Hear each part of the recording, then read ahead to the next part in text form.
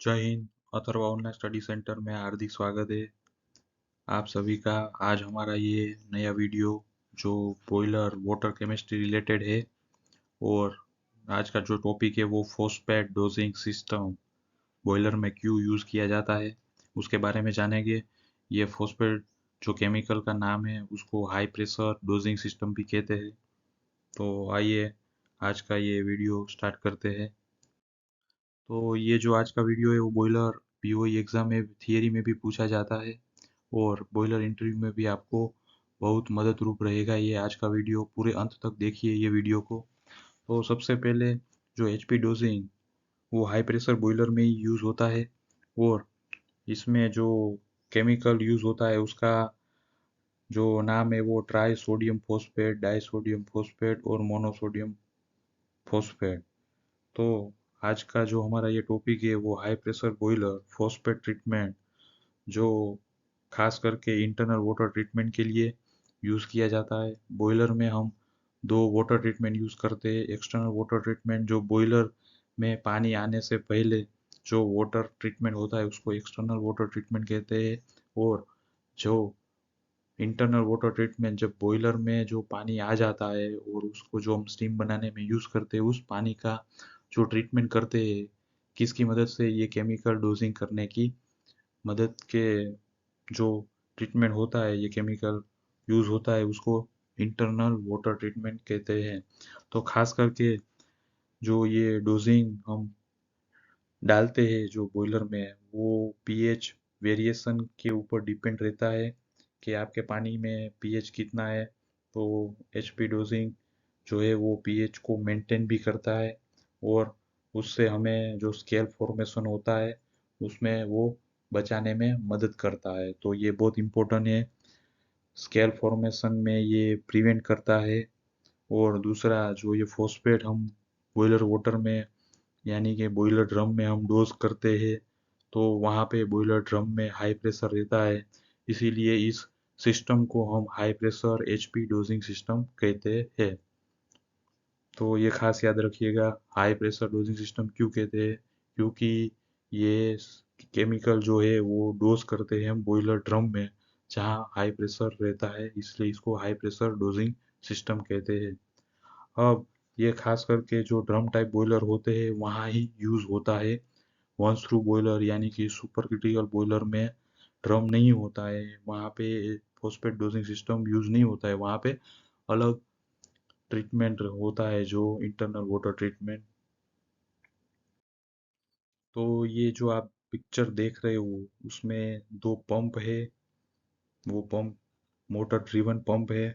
इसको high pressure positive type pump कहते हैं। और यहाँ पे दूसरा जो आपको देखने को मिलेगा कि यहाँ पे एक ऊपर में एजिटेटर लगा हुआ है, वो भी मोटर ऑपरेटेड रहता है। एजिटेटर का फंक्शन क्या रहता है, जो आप टैंक में पानी के साथ केमिकल मिक्स करते हो उसको ये एजिटेटर घुमाता है, पानी में केमिकल का प्रॉपर डाइल्यूशन बनाने के लिए यूज़ होता है। तो ये टैंक है, टैंक में लेवल इंडिकेटर रहता है जो आपको बताता है कि टैंक में पानी और केमिकल कितना है।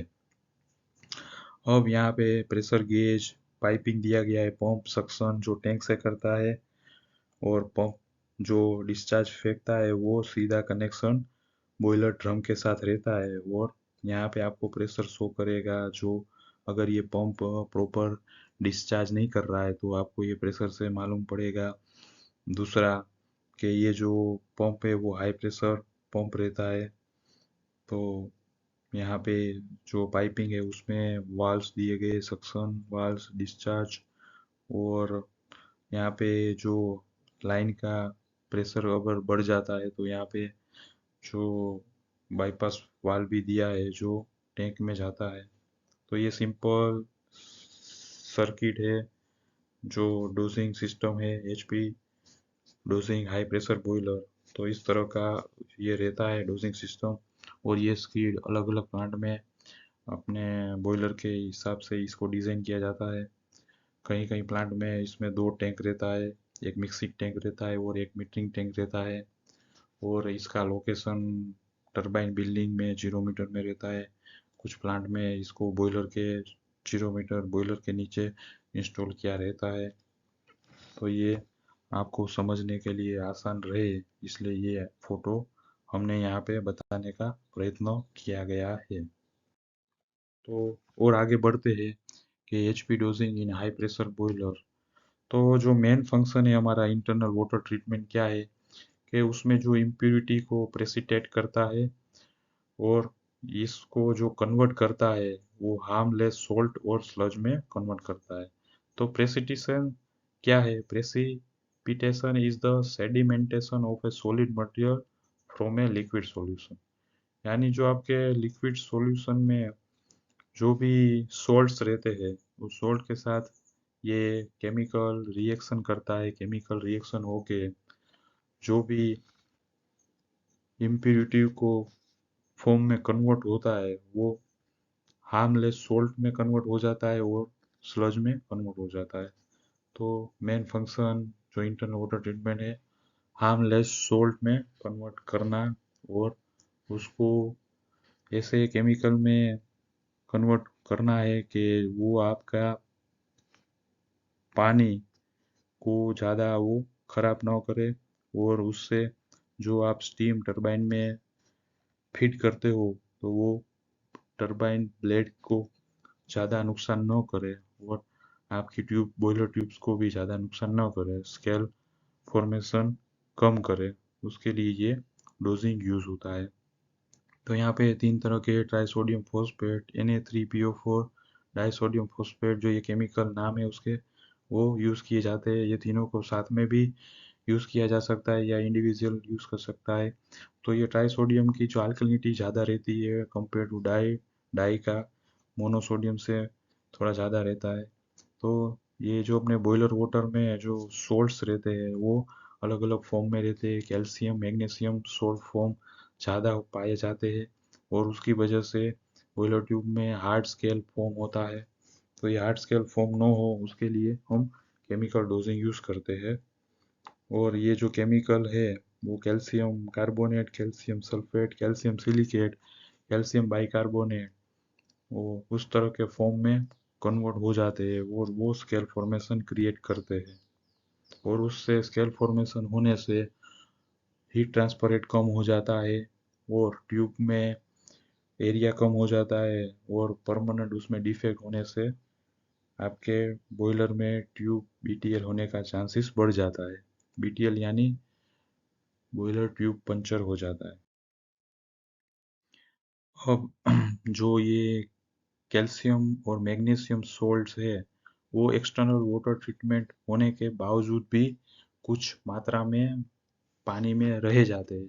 तो वो पानी जो बॉयलर में कंटिन्यूस इवोपरेशन होता है तो ये सोल्ट कॉन्सेंट्रेशन बॉयलर वाटर में बढ़ जाता है। तो जब ये कॉन्सेंट्रेशन सोल्ट बढ़ जाता है उस केस में जब हम एचपी डोजिंग करते हैं तो वो प्रेसिपिटेशन ज़्यादा होता है। कब होता है? जब अपने बॉयलर की पीएच वैल्यू ज़्यादा होने पे। तो पीएच वैल्यू ज़्यादा मेंटेन करने में हम ये डोजिंग यूज़ करते हैं। और जब पीएच ज़्यादा रहती है बॉयलर वाटर की जो बॉयलर ड्रम में तो उससे प्रेसिपिटेशन ज़्यादा होता है ये जो सोल्ट्स के। और उससे हमारा क्या होता है कि जब फॉस्फेट ये सोल्ट के साथ रिएक्शन करते हैं तो less sticky form, loose condition और नॉन एडहिरेंट स्लज में कन्वर्ट होता है। किसका? जो हार्ड स्केल नहीं होने देता है उसकी जगह पे ये नॉन स्टिकी, लूज और स्लज में कन्वर्ट होता है। और ये जो स्लज है वो बॉयलर ड्रम में सस्पेंडेड कंडीशन में रहते हैं। जब ये स्लज बढ़ता है तब आपको आपके टीडीएस वैल्यू बढ़ जाता है। जब आप ब्लो डाउन टेस्ट करते हो तब आपका लेबोरेटरी में टीडीएस वैल्यू बढ़ता है। उस केस में हम जब ब्लो डाउन देते हैं यानी कि आईबीडी सीबीडी का हम यूज़ करते हैं और ये स्लज जो सस्पेंडेड कंडीशन में है वो रिमूव करते हैं और उससे हमारा स्केल फॉर्मेशन कम होता है। और ये जो एचपी डोजिंग है वो 3 मेथड में हम बॉयलर में यूज़ करते हैं। उसका आगे हम अलग वीडियो बनाएंगे। तो जब आप बॉयलर ड्रम वाटर का जो सैंपल लेते हो तब जो आपका sodium two phosphate ion ratio रहता है वो ये टाइपिकल वैल्यू है 2.6:1, यानी सोडियम 2.6 रहा तो फॉस्फेट 1 रहता है। ये एक अप्रोक्स एक्सपेरिमेंटल वैल्यू है, ये आपको इंटरव्यू में पूछे जा सकते हैं। तो इसकी रेंज है 2.6:1, 2.85:1 और 3:1। आपका ये रेशियो मेंटेन करना रहता है। Thank you for watching.